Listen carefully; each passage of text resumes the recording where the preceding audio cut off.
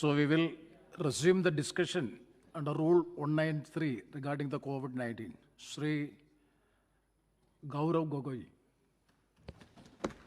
धन्यवाद सभापति महोदय।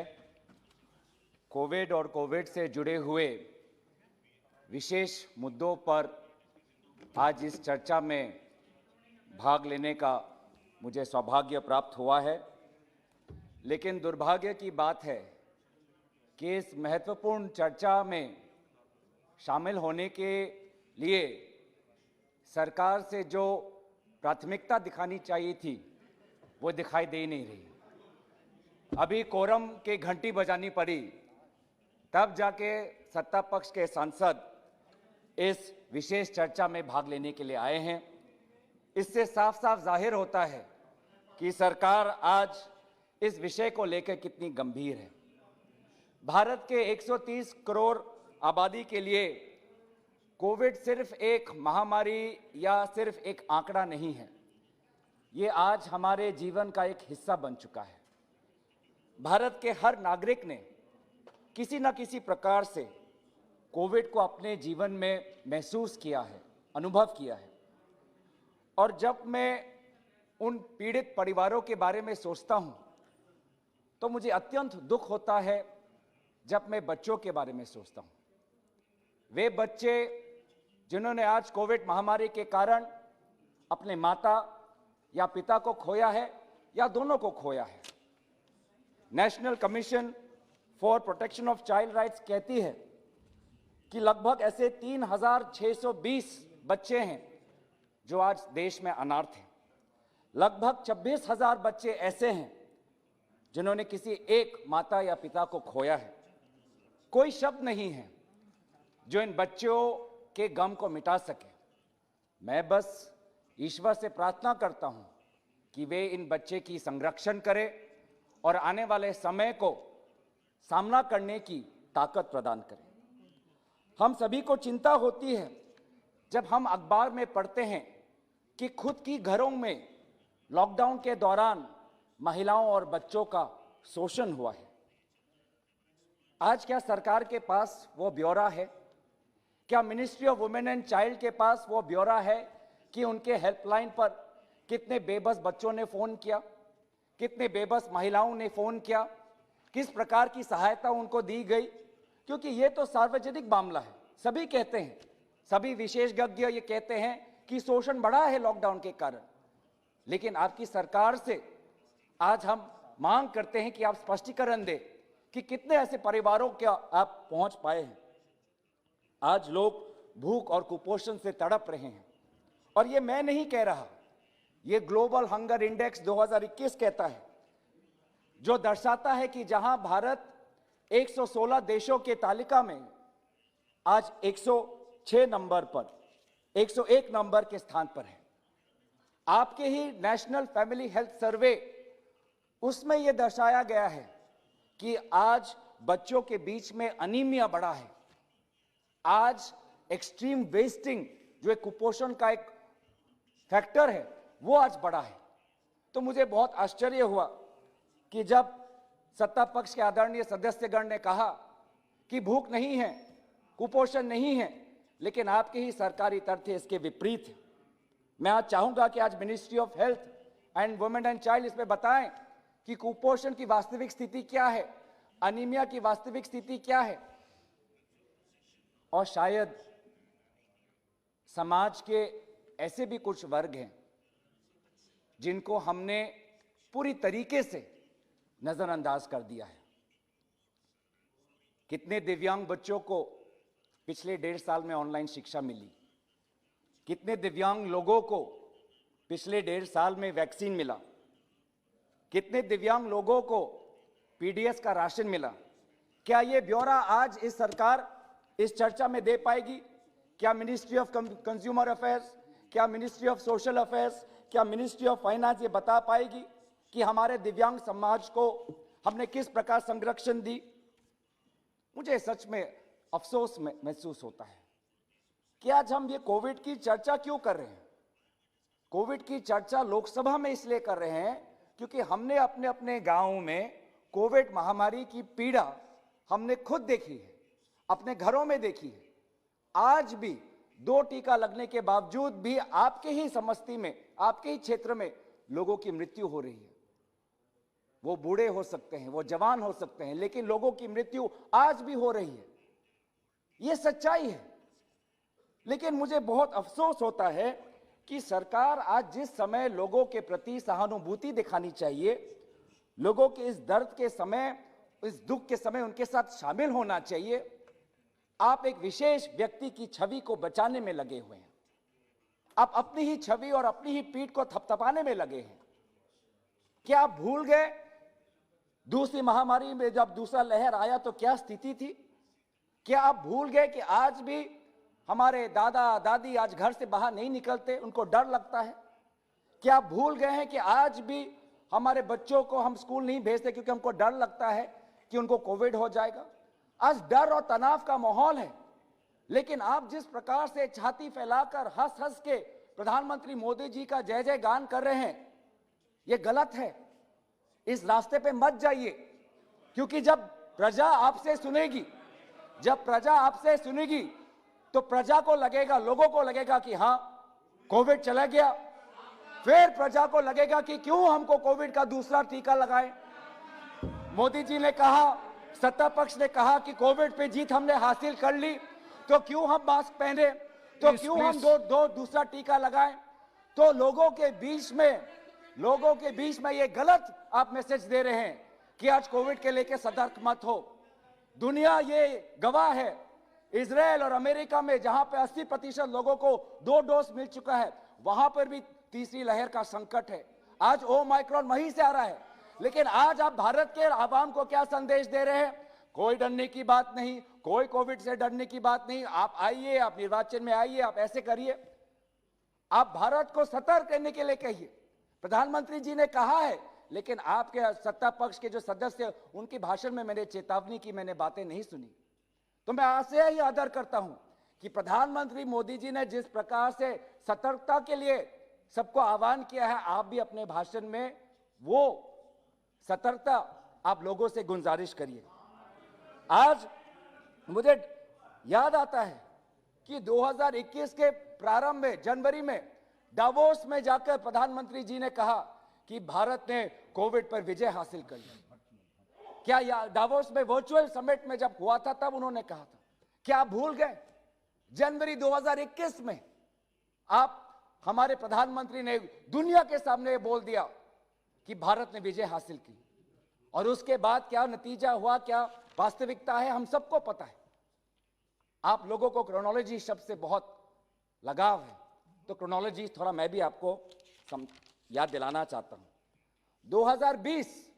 2020 के फरवरी माह में 12 तारीख को हमारे नेता राहुल गांधी जी ने कहा था कि कोविड को लेकर सरकार सतर्क रहे।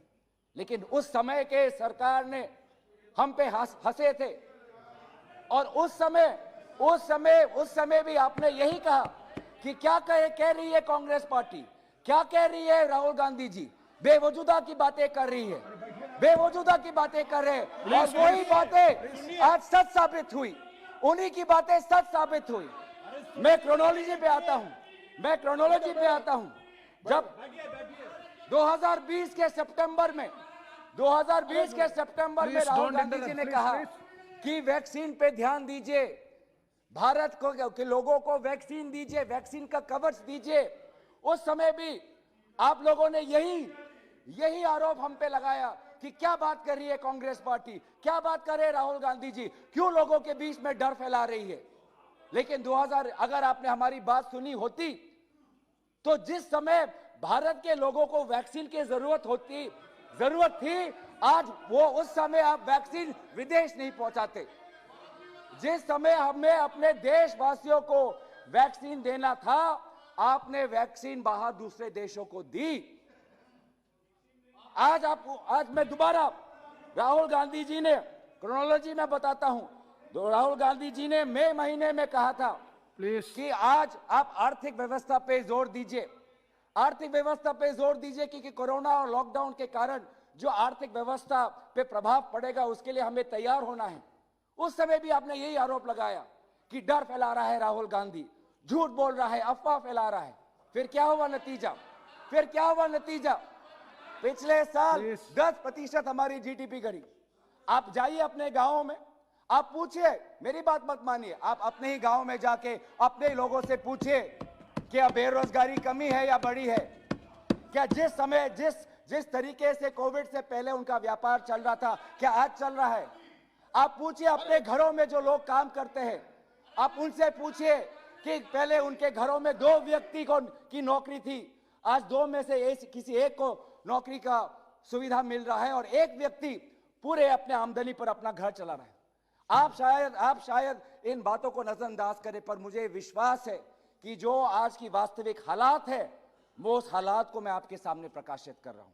आप चाहे मेरे पर जितना मेरे पर चिल्ला ले, आपके पास संख्या है, आप 300 है, लेकिन भारत के 130 करोड़ आबादी की जो सच्चाई है उसको आप परे नहीं कर सकते, उसको आप नजरअंदाज नहीं कर सकते। ये लोग, इन लोगों ने आपको चुना है, इन लोगों को आपसे अपेक्षा है कि जब महामारी आएगी और हम सरकारी अस्पताल में जाएंगे तो कोई हमारा ख्याल रखेगा। प्रधानमंत्री मोदी जी ने हमसे थाली बजवाया, तो जब हम प्रधानमंत्री मोदी जी के सरकारी अस्पताल में जाएंगे तो हमको बिस्तर मिलेगा, हमको वेंटिलेटर मिलेगा, हमको ऑक्सीजन मिलेगा, हमको दवाई मिलेगा, हमको डॉक्टर मिलेगा। और क्या हुआ? आज वेंटिलेटर, एक समय में वेंटिलेटर और ऑक्सीजन की इतनी कमी थी कि आपको विदेश से लाना पड़ा। ये थी आपकी तैयारी कि विदेश से आपको भीख मांगना पड़ा कि दीजिए, आज हमारे पास वेंटिलेटर नहीं है, कॉन्सेंट्रेटर नहीं है। क्या आपको 2020 में पहली लहर में अंदाजा नहीं था कि कोविड के कारण हमारे फाफड़ों पर असर पड़ता है? 2020 में ही आपको ऑक्सीजन और वेंटिलेटर और बिस्तर की आपको पर्याप्त इंपोर्ट नहीं करनी चाहिए थी कि 2021 में आप इतने देरी आपको हुई? आज इसीलिए बेबस महसूस कर रहा है, लोग पूछ रहा है कि कहां है मेरी सरकार? मैं गया सरकारी अस्पताल में, मुझे भेजा वहां, मैं अस्पताल के अंदर मैं घुस भी नहीं पाया, ना एम्बुलेंस थी, मेरे हाथ में मेरे पिता का लाश है, पर उसको मैं बिस्तर तक मैं नहीं लेटा पाया। कोई नहीं भूला मां गंगा के गोद में वो लाशें जो बह रही थी, कोई नहीं भूला जो गंगा नदी के तट पे जो सुलगती हुई जो सारे वो चिंगारी थी, हमारे ही चिताएं थे, हमारे ही युवा कांग्रेस ने ऐसे 500 व्यक्ति जिनकी कोविड के कारण मृत्यु हुई थी, उनको जल विसर्जन, उनके अस्थियों को जल विसर्जन कराया। आप बैठिए प्लीज डोंट इंटरफेयर प्लीज। लेकिन यू कैन टॉक।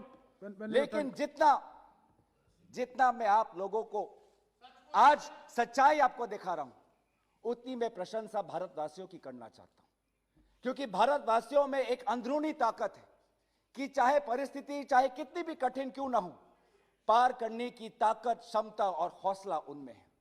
आज अपने बच्चे को ही देख लीजिए, 1.5 साल से अब अपने दोस्तों के साथ ना पढ़ पाए हैं ना खेल पाए हैं, लेकिन आज भी हंसते हैं, खिलते हैं। आज आप देखिए लोगों के पास आज नौकरी हाथ से जा रही है। पहले घर में 2 व्यक्ति 3 व्यक्ति नौकरी करते थे, आज नोट के हाथ में एक ही व्यक्ति नौकरी कर रहा है, घर पे बेटा बेरोजगार बैठा हुआ है, लेकिन आज भी ईमानदारी से हर वो व्यक्ति हर दिन काम पे जाता है और ईमानदारी से काम करता है। और इस समय पर सरकार इतनी क्रूर हो सकती है, मैंने कभी नहीं समझा कि जहां पे बेरोजगारी, जहां पे कोविड की महामारी, आपने क्या थोपा? एलपीजी गैस की दाम में बढ़ोतरी। आपने क्या थोपा? पेट्रोल और डीजल के दाम में बढ़ोतरी। आपने क्या थोपा? केरोसिन के दाम में बढ़ोतरी। क्या यह समय था? क्या यह समय था कि आप गरीब से आप पैसा ले? क्या यह समय था कि आप गरीब से आप पैसा लेकर और फिर यह तर्क दे कि हमने वैक्सीन दिया?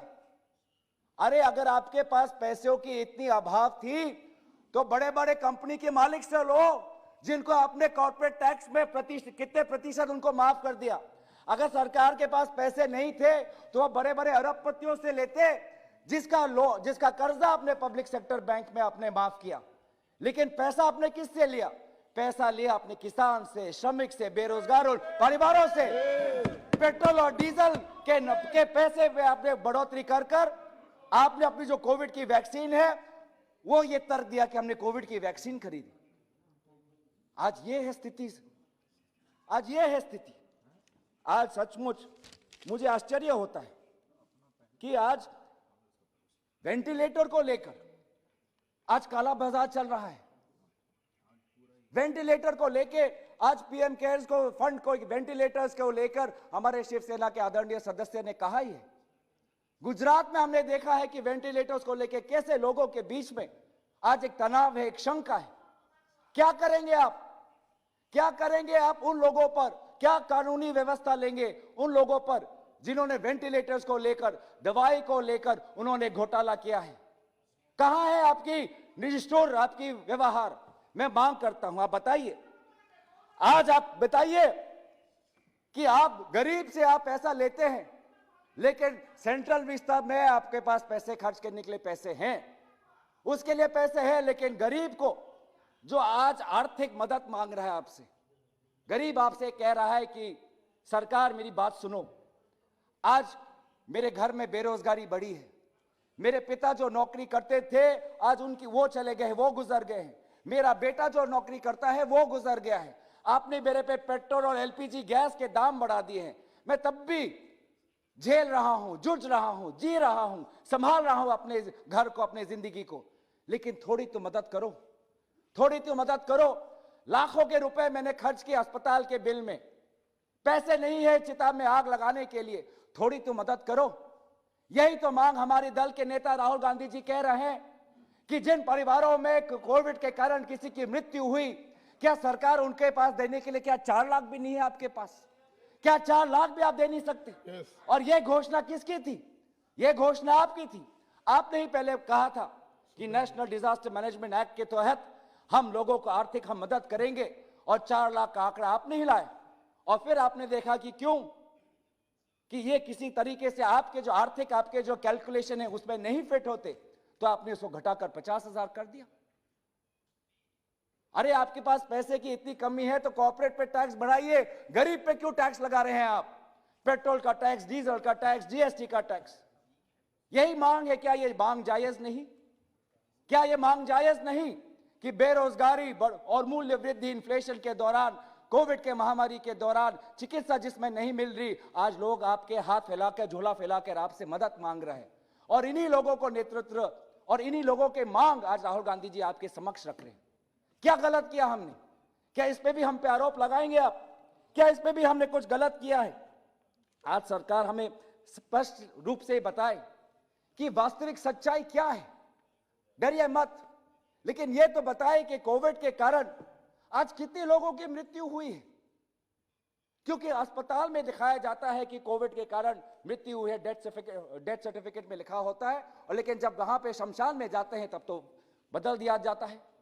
आज आपके ही नेशनल फैमिली हेल्थ सर्वे के पोर्टल, और मंत्री महोदय यहां पे है, आपके ही नेशनल फैमिली हेल्थ पोर्टल में HMIS का जो सिस्टम है उसमें 2021 के महीने में, 2021 के मई महीने का आप निकाल लीजिए आंकड़ा, और 2021 के मई महीने में जो लोगों की मृत्यु की तादाद की जो संख्या आपके पोर्टल पे है वो पिछले साल के मई महीने से 3 लाख ज्यादा है। 3 लाख ज्यादा है। यह प्रमाण करता है कि आज भारत सरकार कोविड की जो के कारण जो वास्तविक मृत्यु की आंकड़ा है वो हमको नहीं पता चल रहा। ये सब लोग कह रहे हैं कि आप क्यों एक डाटा ऑडिट करिए, लोगों को सच्चाई पता होनी चाहिए, लोगों को यह शांति मिलनी चाहिए कि हाँ मुझे पता है कि मेरे परिवार में किसी एक सदस्य का कोविड के कारण मृत्यु हुई है, लेकिन यह सच्चाई की शांति भी आप नहीं देना चाहते। आपने अपने HMIS पोर्टल में लिखा है कि नहीं, कोविड के कारण मृत्यु नहीं हुई है, बुखार के कारण हुई है, सर्दी के कारण हुई है, अनजाने की कोई विषय है, अनजाना कोई कारण है, उसके कारण है हुई है मृत्यु। क्या सच जानने की भी आज अधिकार क्या भारत के आवाम के पास नहीं है? सच्चाई तो मांग करी है आपसे। आप बताएं आज मैं ये नहीं बोलता कि ये सिर्फ केंद्र सरकार में, हर राज्य सरकार को करना है। इसमें केंद्र सरकार, राज्य सरकारों को मिल बैठकर काम करना है। आपकी तरफ से गाइडलाइंस आनी चाहिए, और शायद आपने गाइडलाइंस दिए भी हैं कि डेथ को किस प्रकार से हमको रिकॉर्ड करना है, पर उस गाइडलाइंस में इंप्लीमेंटेशन क्या हुआ है? हमारे पास हमने देखा है कि 2020 में मदुराई में एक स्टडी हुआ था, मदुराई शहर में एक स्टडी हुआ था 2020 में। उसमें दिया गया है कि वास्तविक में जितने लोगों की मृत्यु हुई है उसमें से सिर्फ 11% को कोविड के कारण ये बताया गया है, जबकि संख्या और बड़ी होनी चाहिए। यही तो आप लोगों की जवाबदेही है। इसलिए तो हम सदन में आते हैं, ये टोका टोकी करने के लिए नहीं, ये जानकारी, ये सच्चाई लोगों के सामने लाने के लिए हम पार्लियामेंट में आते हैं। और आपने क्या किया कि पहले दिन आके ही आपने बिल ऐसे निकाले लोकसभा में जिस पे चर्चा नहीं हुई, और राज्यसभा में 12 लोगों का आपने निलंबन कर दिया। क्या आप नहीं चाहते कि चर्चा हो? आप तनाव का एक माहौल पैदा कर रहे हैं पार्लियामेंट में। हम चर्चा के पक्ष में हैं। हम चाहते हैं कि आपने जो अच्छा काम किया है उसकी आप वाह लें, और जो आपने काम नहीं कर पाए उसका भी श्रेय लें। लेकिन अफसोस की बात है कि जब विफलता की बात आती है तो इल्जाम लगता है विपक्षी दलों पे, जब विफलता की बात आती है तो इल्जाम लगता है राज्य सरकारों पे, पर जब श्रेय लेने का समय आता है तो श्रेय जाता है सिर्फ एक व्यक्ति को। यह कैसा नेतृत्व हुआ? नेतृत्व का मतलब कि सफलता भी उनकी और विफलता भी उनकी। यह नेतृत्व का नहीं स्वीकृति है कि विफलता आपकी और सारी सफलता मेरी। यह नेतृत्व का चरित्र नहीं है। आज मैं आपसे मांग करता हूं कि आज आप हमें स्पष्ट करिए कि आने वाले समय में क्या होने वाला है। आपने प्राइवेट सेक्टर, निजी सेक्टर को 25% वैक्सीन लेने का आपने अधिकार दिया। कितना वैक्सीन उन्होंने लोगों के बीच में दिया? क्या यह ब्यौरा है आपके पास? आज वैक्सीनेशन को भी आपने आउटसोर्स और प्राइवेटाइज कर दिया। आप बताइए कि प्राइवेट सेक्टर में जो 25% वैक्सीन उनके पास है, कितने यूटिलाइज हुए हैं, कितने अंडर यूटिलाइज हुए? क्योंकि हमको जानने में आया है कि आज प्राइवेट सेक्टर के पास, प्राइवेट अस्पतालों के पास वैक्सीन तो है, लेकिन लोगों के बीच में जिस प्रकार से डिस्ट्रीब्यूट करना था वो नहीं कर पाए। आज आपसे हम जानना चाहते हैं कि बूस्टर डोज पे आपकी क्या स्थिति है। बहुत से हमारे वृद्ध, हमारे दादा दादी, नाना नानी हैं जिन्होंने 2 डोज ले लिए हैं, पर उनको और हम अधिक संरक्षण देना चाहते हैं, उसको हम बूस्टर डोज देना चाहते हैं। कहां है आपकी बूस्टर डोज पे पॉलिसी? आज विभिन्न देशों में 18 से आयु से कम वर्ष के बच्चों को वैक्सीन मिल रहा है। हमारे बच्चों को कब वैक्सीन मिलेगा? आज अपने जनसंख्या को लेकर आप बड़ी बड़ी बातें तो करते हैं, लेकिन सर ये वैक्सीन सिर्फ 18 वर्ष और से ऊपर के लोगों को मिला है। 18 वर्ष के कम के लोगों को क्या हुआ? कब मिलेगा उनको वैक्सीन? ये हम जानना चाहते हैं। हम जानना चाहते हैं कि आप कोविशील्ड के बीच में जो ये 3 महीने का गैप है, इसको आप क्यों नहीं कम करते? जब थर्ड वेव आ सकता है, जब नया वेरिएंट आ सकता है, आज ओमाइक्रॉन है, कल कोई और होगा, तो क्यों आप लोगों को डबल डोज के लिए जल्द से जल्द को डबल डोज मिले, उनके जो बीच में कोविशील्ड की जो वैक्सीनेशन गैप है इसको क्यों नहीं कम करते? क्योंकि दूसरे देश में तो 2 महीने का है, लेकिन भारत में 3 महीने का, जिससे कि क्या होता है कि जो वैक्सीन की सुरक्षा कवच लोगों को मिलनी चाहिए उनको जल्द से जल्द नहीं मिलती। और वैक्सीन को लेके मुझे भी अच्छा लगता है कि जब मैं कोविन का पोर्टल देखता हूं कि आज 17 सितंबर को प्रधानमंत्री जी के जन्मदिन पर 2.5 करोड़ लोगों को टीकाकरण लगता है। मुझे भी अच्छा लगता है कि चाहे जितने और लोगों को टीकाकरण मिले उससे वो और सुरक्षित होंगे, तो इससे हम भी सुरक्षित महसूस करते हैं। लेकिन हम क्या देखते हैं कि 17 तारीख को तो आपने 2.5 करोड़ टीका लगा दिया, लेकिन उससे एक दिन पहले सिर्फ आपने 1.63 करोड़, उससे 2 दिन पहले सिर्फ 96,000। ये मैं बता रहा हूं, ये असम का, कि आप ये असम का बता रहा हूं मंत्री महोदय, कि ये आपने 2.5 करोड़ आपने लगाए 17 सितंबर को। ये 2.5 करोड़ आंकड़े पे आप कैसे पहुंचे, उसका उदाहरण मैं असम को देना चाहता हूं। असम को भी 17 सितंबर को 7.9 लाख वैक्सीन दिए गए थे प्रधानमंत्री जी के जन्म तिथि पर। 7.9 lakhs on 17th September. But one day before that, it was 1.63 lakhs. 2 days before that, it was 96,000 only. And 4 days before that, it was 2 lakhs. So leading up to the Prime Minister's birthday, vaccine level is at this. 2 days before Pradhan Mantri's birthday, vaccine level drops. And then on the day of Pradhan Mantri's birthday, it jumps. and on the day after it falls. How is that possible? How is that possible? It should continue. It should continue at that same level. आप देखिए, आप मुझे 18, 19, 20, 21 सितंबर का मुझे ब्यौरा दीजिए, आप मुझे अक्टूबर महीने का ब्यौरा दीजिए और मेरे नवंबर का ब्यौरा दीजिए कि अगर आपने एक प्रकार का ऐसा एक जन जागरण आपने पैदा कर दिया कि एक दिन में 2.5 करोड़ लोगों को आपने वैक्सीन दी, बधाई उस बात को, लेकिन वो 2.5 करोड़ आपने अगले हफ्ते, अगले 2 महीने तक क्यों नहीं रख पाए? क्यों दोबारा बार बार कभी 30,000 कभी 50,000? मैं आसाम की बात कर रहा हूं, ऐसे ऐसे बात हो रही है, ये अप एंड डाउन क्यों हो रहा है? तो इसीलिए हम चाहते हैं कि ये जो काम आप कर रहे हैं इसको आप सादगी से करिए, इसको आप ईमानदारी से करिए।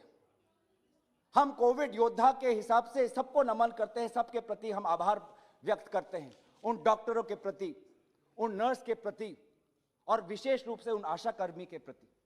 वो आशा कर्मी आज उनके पास घर का पैसा नहीं है, लेकिन वो साइकिल चला के खुद या चल चल के घर घर में जाके आज वो वैक्सीन की टीका लगा रही है। गौरव जी, वैक्सीन का टीका 2 मिनट्स ओके, वैक्सीन का टीका लगा रही है, लेकिन आज क्या उनको जो उनका वेतन है मिल रहा है? 2 महीने से कुछ कुछ लोग अपने वेतन के लिए तड़प रहे हैं। शाहजहांपुर में जब उत्तर प्रदेश के पास मुख्यमंत्री के रैली में जब आशा कर्मी जाते हैं तो पुलिस के लोग उन पे लाठी बरसाते हैं। ये कैसा कोविड योद्धा का सम्मान हुआ? आपने दर्जा तो दिया, लेकिन जो आपको सहायता करनी चाहिए थी, आर्थिक सहायता करनी चाहिए थी आशा कर्मियों की, उन महिलाओं की, आपने नहीं की। उन आशा कर्मियों के कारण ही इतिहास में जब यूपीए की सरकार थी, हमने पोलियो को खत्म किया था, वो घर घर में जाए थे। तब उस समय में हमने प्रधानमंत्री मनमोहन सिंह जी का फोटो हमने सब टीका पे नहीं लगाया था, हमने बस अपना काम किया था। हमारा कर्तव्य है कि हम घर घर में जाएं, जन जागरण पैदा करें, विभिन्न संगठनों की सहायता लें, डीजी सेक्टर, एनजीओ सेक्टर, और तब जाके हमने पोलियो को हमने खत्म किया। आपको क्या है? आपको प्रचार से है, हर वैक्सीन पे आपको प्रधानमंत्री मोदी जी का आपको फोटो लगाना है। किसी देश में ऐसा नहीं है कि वैक्सीन के सर्टिफिकेट में कि प्रधानमंत्री का फोटो। आज इसीलिए आज हमने इस कोविड से हमने क्या सीखा है? इस कोविड से हमने सीखा है कि आज हमको अपनी अर्थव्यवस्था पे जोर देना है, क्योंकि ये वास्तविक सच्चाई है कि पिछले 1.5 साल में, अभी जो आप जीएसटी की बात कर रहे हैं, जीएसटी बड़ा है 1 लाख करोड़, पर आप ये बताइए कि भारत में 80% इनफॉर्मल सेक्टर में है। वो आज इनफॉर्मल सेक्टर की आप खुद अपने कॉन्स्टिट्यूएंसी में जाके पूछे कि उन इनफॉर्मल सेक्टर का क्या हाल है। आज एक ऐसी रिकवरी हुई है, ऐसी एक आर्थिक रिकवरी हुई है जहां पे अमीर और अमीर हो गया है और गरीब हो गया है। इस अंतर को हमको खत्म करना है, इस अंतर को हमको कम करना है। धर्म जरूरी है, लेकिन धर्म के साथ साथ हमको इंसानियत दिखानी है। आज इस महामारी के समय हमको एकजुट होना है। देशवासियों की सेवा में हम सब है, हम आपके साथ हैं। जहां जहां हमारी राजनीतिक सरकार है वो आपके साथ है, जहां जहां हमारे सरकार नहीं है हमारे दल आपके साथ है। हमारे युवा लोगों ने, युवा कांग्रेस ने दिल्ली में, जहां पे हमारी सरकार नहीं है, जगह जगह घरों घरों में जाके उन्होंने लोगों की मदद की है। और ये आप माने ना माने, लेकिन सब मानते हैं। इसीलिए मैं चाहता हूं कि आप जो आज की तारीख में जो हमको क्या सीखना चाहिए कि आज भी हमारे अस्पतालों में जो प्राइमरी हेल्थ सेंटर है, पर्याप्त डॉक्टर नहीं है, बिस्तर नहीं है, ऑक्सीजन बड़े बड़े सिलेंडर्स नहीं है, उसको हमको अपने हेल्थ सेक्टर में इंप्रूव करना है। हमको क्या सिखाई मिली है कि आज बहुत से बच्चे स्कूल से ड्रॉप आउट हुए हैं, आज वो धीरे धीरे स्कूल में जा रहे हैं, लेकिन पिछले 1.5 वर्ष से वो स्कूल ढंग से नहीं कर पाए क्योंकि उनके घर में स्मार्टफोन था ही नहीं। तो ये जो वो उनके परवरिश में जो खामियां हुई है, जो कमी उत्पन्न हुआ है, उस कमी को हम कैसे पूरा करें। हमको आज कोशिश करना है कि आज जो आर्थिक आज जो हम दबाव हम अपने गरीब पे डाल रहे हैं, उस दबाव को कम करें। पेट्रोल का प्राइस कम करें, डीजल का प्राइस कम करें, एलपीजी का प्राइस कम करें, सब्जियों और विभिन्न खाद्य के पदार्थों का प्राइस हम कम करें। आज उनकी मदद की, भारत के लोगों की मदद की समय आ चुका है। समय आ चुका है कि भारत के लोगों की हम सच्चाई दें कि कितने लोगों की वास्तविक आज कोविड के कारण मृत्यु हुई है। समय आ चुका है कि आज भारत के लोगों को हम वो 4 लाख का एक आर्थिक हम सहायता उनको आगे दें। सभापति महोदय, आप प्रचार करिए, सरकार से मैं कभी नहीं कहता कि आप प्रचार ना करें, लेकिन प्रचार सच के बूते पे होना चाहिए, झूठ के बलबूते पे नहीं। इन्हीं मैं शब्दों के साथ मैं अपनी बातें रखता हूं। धन्यवाद। धन्यवाद।